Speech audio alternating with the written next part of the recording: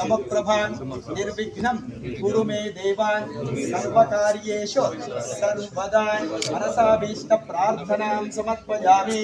ओम जातवेदसे सुनवामसो मवराति यतो निदः दिवेदः सनक्पर दुर्गाणि विश्वानावेव सिद्धं गणानान्त्वा गणपतिगुं वैष्णवस्तमम् ज्येष्ठराजं ब्रह्मणां ब्रह्मणस्पदान् शृण्वन्नोतिभिस्सेदसादनम् आतो न इन्द्रक्षुमन्तं चित्रं ग्रावं सङ्गृभाय महाहस्ते दक्षिणेन एकदन्ताय विद्महे वक्रतुण्डाय धीमहि तन्नो दन्ते प्रचोदयात्।